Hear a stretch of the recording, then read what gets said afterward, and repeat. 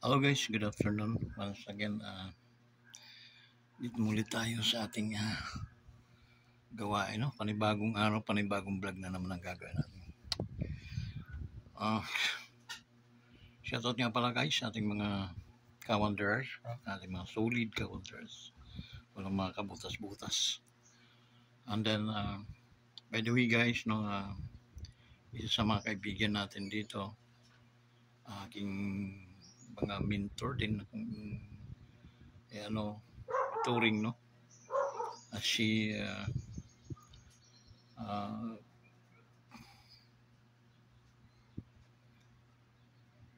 Kaiprin Pabula, no? Manaw siya ngayon lang araw na to guys. Okay, nakikiramay kami sa mga naiwan sa pamilya ni Kaiprin, no? Diyan sa Barangay Binyan. Galing akong buboy pagdating ko ng Binyan. So yun ang bumungad sa akin na report, no? Konfirmado, talagang accident, no?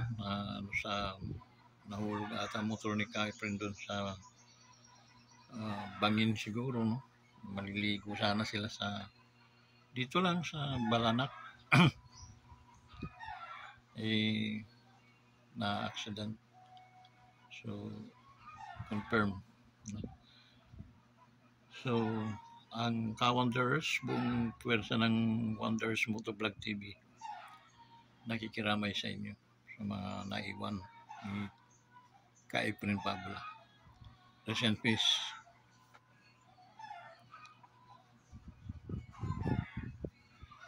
Sa mga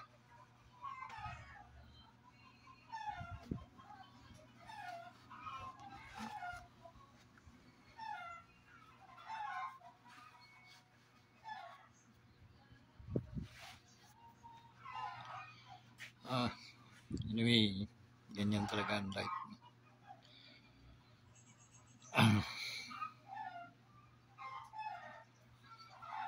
So that's it.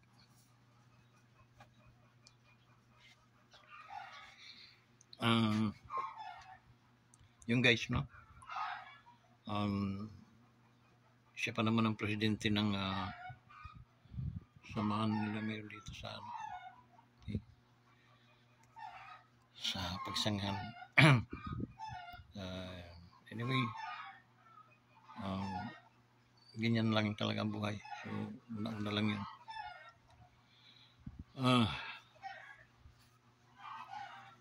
So guys,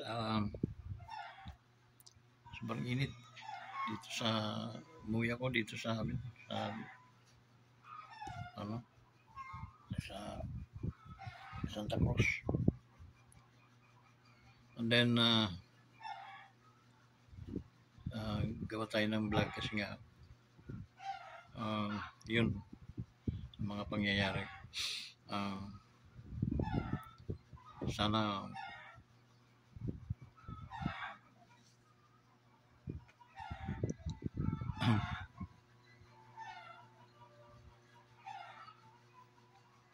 masaya ka sa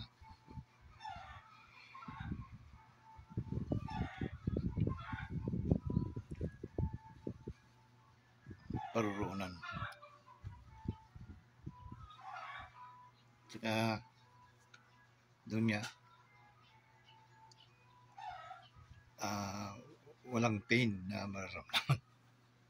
So yun guys. So nakikiramay kami doon sa mga anak, sa mga naiwan, no? Ni Kaiprin Pabula.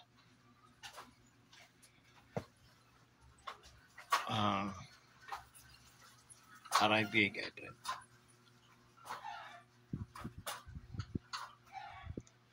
Sobrang init guys, almost mga 38 Celsius, no?